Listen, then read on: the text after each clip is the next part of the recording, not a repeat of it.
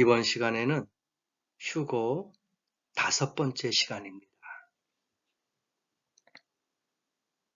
지난번에도 2장, 3장 교회 시대가 끝나고 4장서부터 이제 심판, 재앙이 시작된다 그렇게 말씀을 드렸습니다. 장면이 바뀌었습니다. 나는 하늘에 있는 열려있는 문을 보았고 내 뒤에서 말하던 나팔같이 들리던 처음 소리가 말씀하셨다.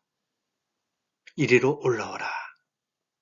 그러면 나는 너에게 이 일 후에 반드시 일어나야 하는 일들을 보여주리라. 그래서 다니엘이 이야기했던 마지막 한 일에 교회는 환난 또는 다니엘의 70째 주조를 통과하지 않는다 이거예요. 이것은 다니엘이 본 신상의 예언하고 똑같은 겁니다. 그래서 교회는 다니엘의 마지막 70째 주 한 일에 그 주를 통과하지 않는다라고 우리가 생각을 해야 됩니다.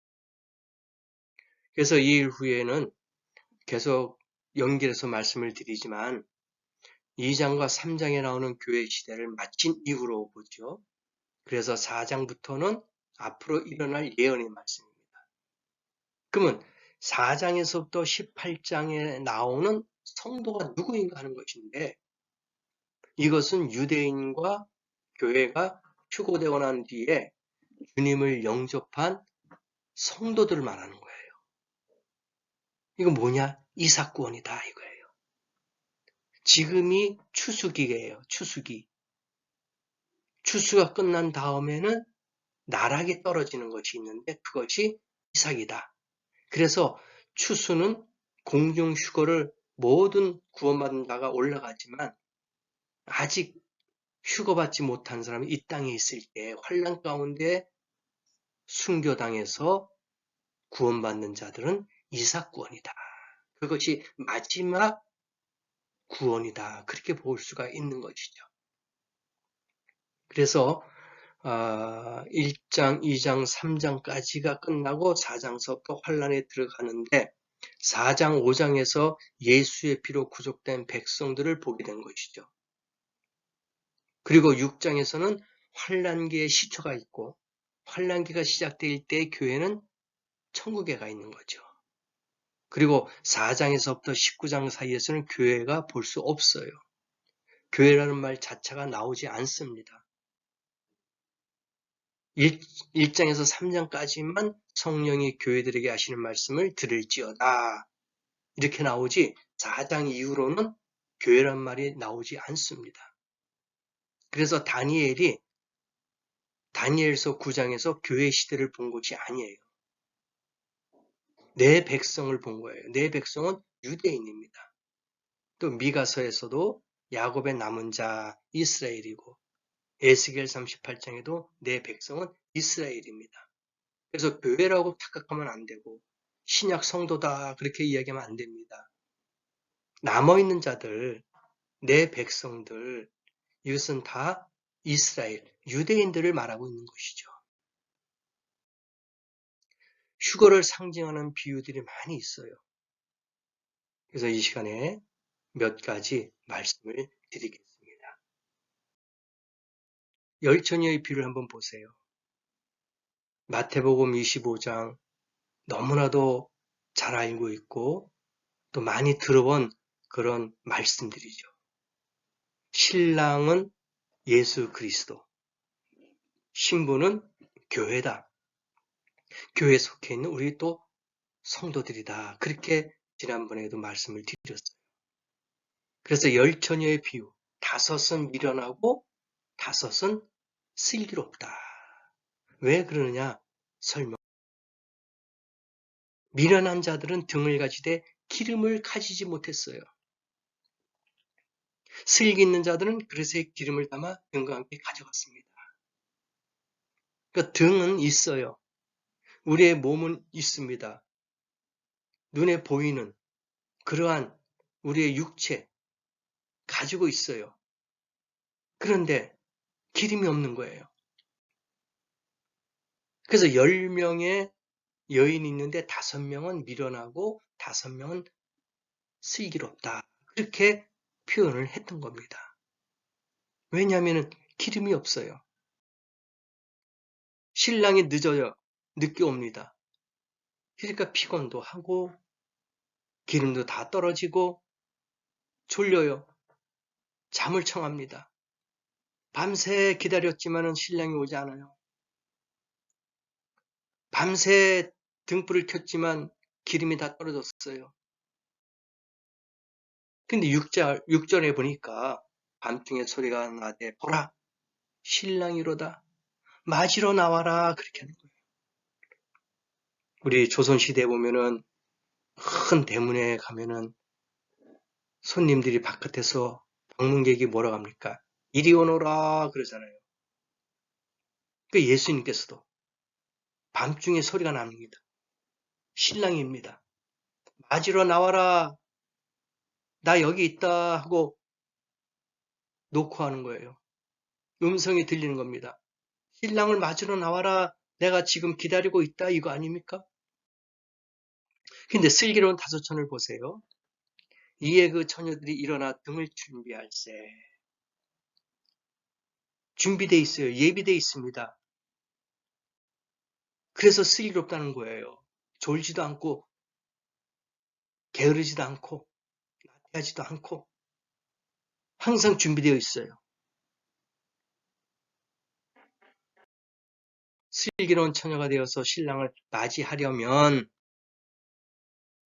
마태복음 25장 4절 보세요. 슬기 있는 자들은 그릇에 기름을 담아 등과 함께 가져갔다니. 이게 슬기로운 자예요. 그릇에 기름을 담아 등과 함께 가져갔더니. 미련한 다섯 처녀는 어떻게 돼 있어요?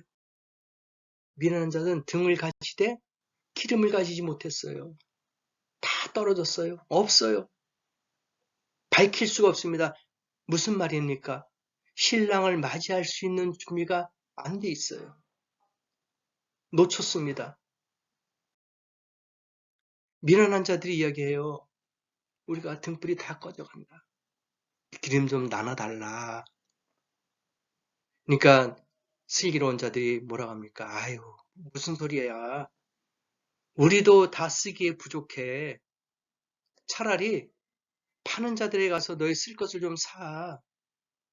그랬단 말이에요. 그래서 이 기름은 주고 받고 사고 팔고 하는 것이 아니에요. 개인이 각자가 준비하는 거란 말입니다. 어떤 물건처럼 주고 받고 살 수 있는 그런 매매의 형식이 아니란 얘기예요. 그래서 이 미련한 자들은 준비가 안 됐어요. 준비가 되어 있지만 꺼져가는 겁니다. 저희가 살아갈 동안에 신랑이 오므로 예비하던 자들은 혼인잔치에 들어가고 문은 닫힌지라.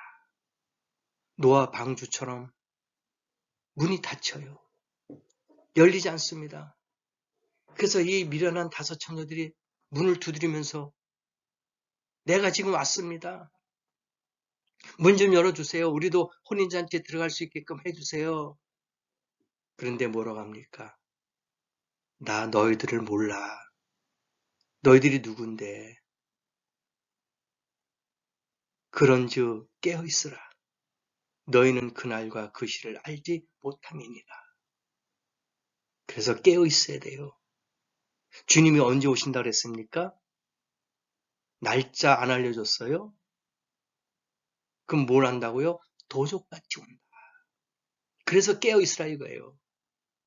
자고 있으면, 졸고 있으면 도적이 와서 다 훔쳐갑니다. 그래서 지키기 위해서는 깨어있으라 이거예요. 신랑이 언제 올지 모르니까, 도적이 언제 올지 모르니까 깨어있어라. 준비하고 있어라 이겁니다.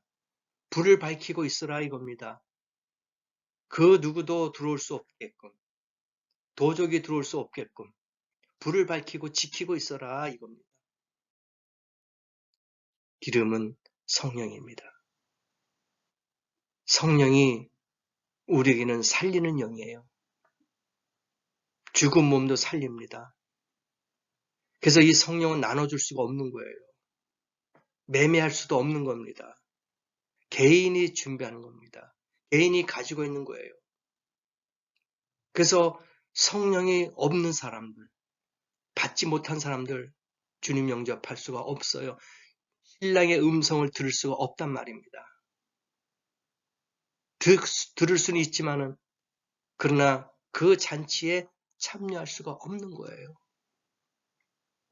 그래서 성령이 떨어지면 소멸되면은 살아간다? 신랑이 이미 와 있는데 이미 나팔 소리가 들리는데 어디 가서 구할 수 있겠습니까? 어디 가서 살 수가 있어요? 없습니다. 그래서 성령을 소멸치 말라 그렇게 말씀하시는 거예요. 성령을 소멸해버리면은 예수님이 오신다면은 우리가 영접할 수가 없다는 거예요.